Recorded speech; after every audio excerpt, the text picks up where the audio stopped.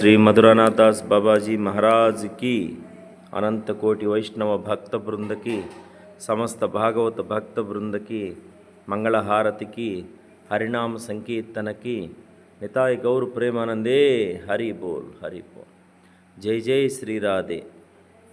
ప్రియ భాగవతోత్తములారా, ఈరోజు తేదీ 3/1/2026 మంగళవారం ప్రాతకాలంలో బ్రహ్మ ముహూర్త కాలంలో వేకుజామున శ్రీ రాధా గోవింద భగవానుని మంగళహారతిని అందరూ కూడా దర్శించండి, తరించండి.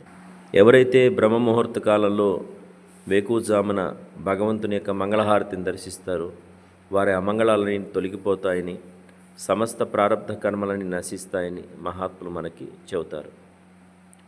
భగవంతుడి సేవలో పొందేటటువంటి ఆనందం ఈ భౌతిక ప్రపంచంలో మనం ఎంత వెతికినా దొరికేది కాదు. భౌతిక ప్రపంచం అంతా మాయామోహాలతోటి, స్వార్థ చింతనతోటి, అసూయ రాగద్వేషాలతోటి, కామ క్రోధ లోభ మోహ మదమాత్సర్యాలతో కూడి ఉంటుంది. కానీ భగవంతుడితో సహజీవనం నిత్యానందం, నిత్యశాంతిమయం. స్వల్పమప్యస్య ధర్మస్య, కొద్దిపాటి సేవ చేసిన భగవంతుడు ఎన్నో జన్మలు కూడా మర్చిపోడు. సమస్త పాపములని నశింపజేసి మనల్ని పవిత్రుని చేసేటటువంటి పరమదయాళుడు, పరమ కృపాలుడు, పరమ కరుణాంతరంగుడు ఆ పరమాత్మ భక్తవత్సలుడు, భక్తవసుడు, భక్త పరాధీనుడు అని. కాబట్టి అటువంటి భగవంతుణ్ణి ప్రతిరోజు కూడా నామాన్ని జపించటం, కీర్తన చేయటం, భాగవతం ప్రతిరోజు శ్రవణం చేయటం, భగవద్భక్తులతో కలిసి జీవించటం, ఇలా జీవించమని తులసీ మహారాణిని పూజించటం, పవిత్రమైన గోమాతని సేవించటం, ఈ మార్గంలో ప్రయాణం చేయమని మహాత్ముల మాట. ముఖ్యంగా భగవంతుని యొక్క అనుగ్రహాన్ని పొందాలి అంటే గురువు యొక్క అనుగ్రహాన్ని పొందాలి. గురువు యొక్క కృప లేకుండా, గురువు యొక్క అనుగ్రహం లేకుండా, గురువు యొక్క కృప అనుగ్రహం లేకుండా భగవంతుని మనం పొందలేము. కాబట్టి ముందుగా సద్గురువు యొక్క చరణారవిందాలని సేవించి తర్వాత భగవంతుని సేవించమని మహాత్ముల మాట. కాబట్టి అందరికీ కూడా ఆ భగవంతుని కృప, గురువు యొక్క కృప, అనుగ్రహం, వైష్ణవుల కృపా కటాక్ష సిద్ధిరస్తు. హరే కృష్ణ. జయ రాధా గోవింద భగవానికి.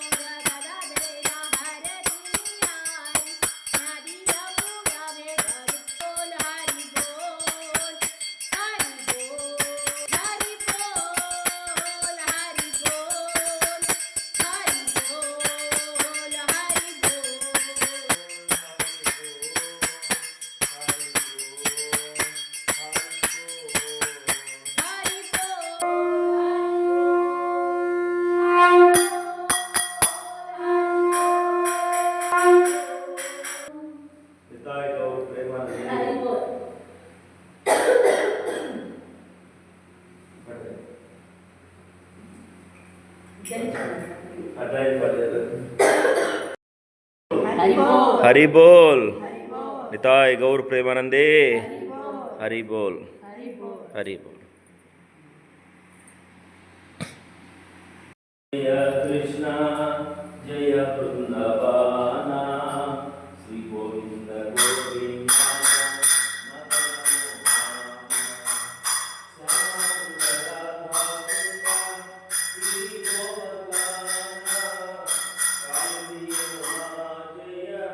जय महावाना